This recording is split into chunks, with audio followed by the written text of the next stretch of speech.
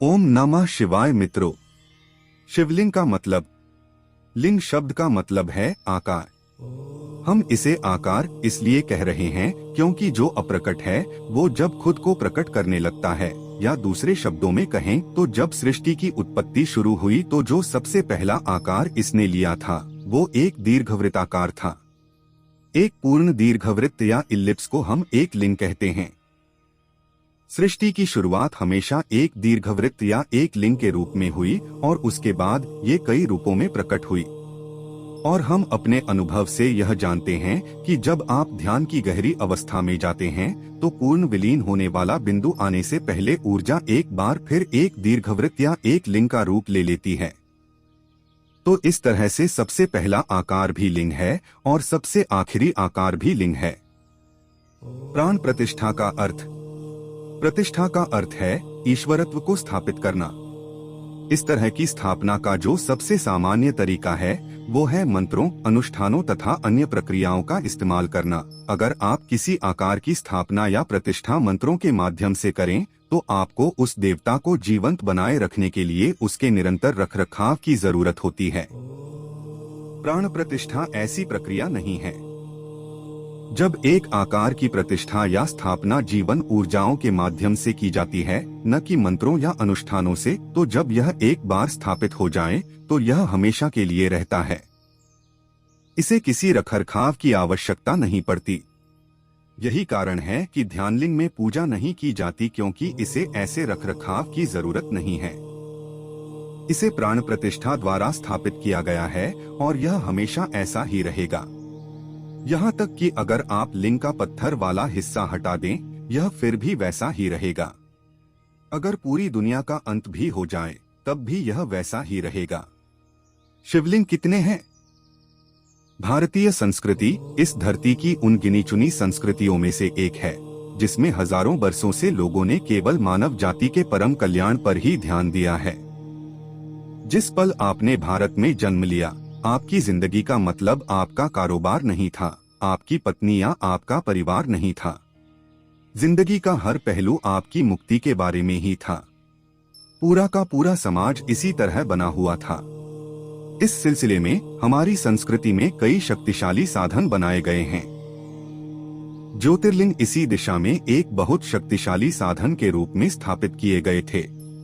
इन आकृतियों की मौजूदगी में होने से एक शक्तिशाली अनुभूति होती है। ज्योतिर्लिंगों में जबरदस्त शक्ति होती है क्योंकि उन्हें एक खास तरीके से बनाया गया है।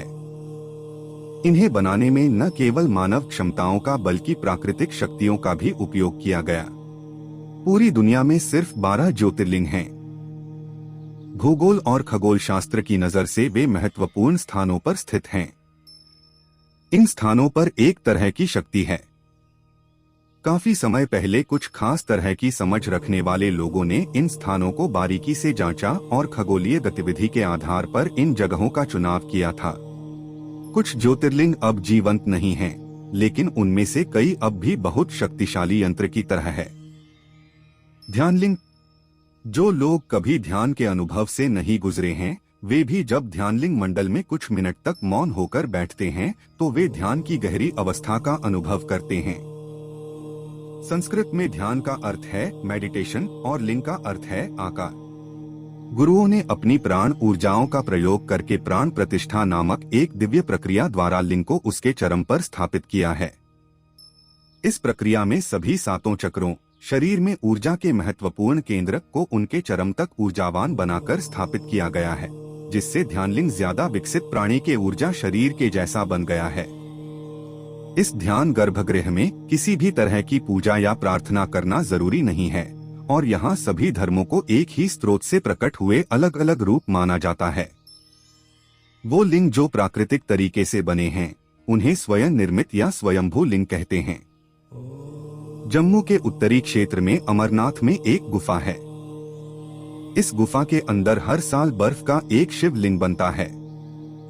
यह लिंग प्राकृतिक तरीके से स्टैलेग्माइट से बनता है जो कि गुफा की छत से टपकता रहता है। यह देखना एकदम अद्भुत है कि गुफा के ऊपरी हिस्से से पानी की छोटी छोटी बूंदें गिर रही होती हैं और नीचे गिरते ही बर्फ बन जाती हैं। कुछ लिंग पत्थर, लकड़ी या मणि रत्न को तराश कर बनाए गए होते हैं, जबकि दूसरे लिंग मिट्टी, बालू या किसी धातु से गढ़े होते हैं।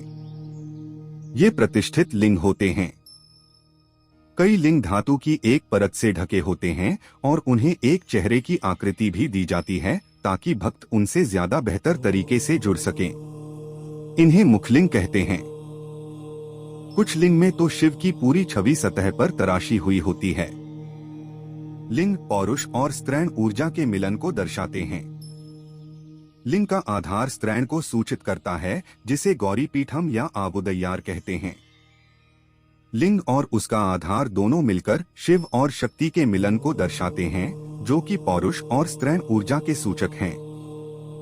आशा करता हूँ मेरे द्वारा दी गई जानकारी आपको अच्छी लगी होगी। जानकारी अच्छी लगी तो कृपया करके चैनल को सब्सक्राइब करें, वीडियो को लाइक करें और ज्यादा से ज्यादा शेयर करें ताकि ये जानकारी आगे सब तक पहुँचे। धन्यवाद।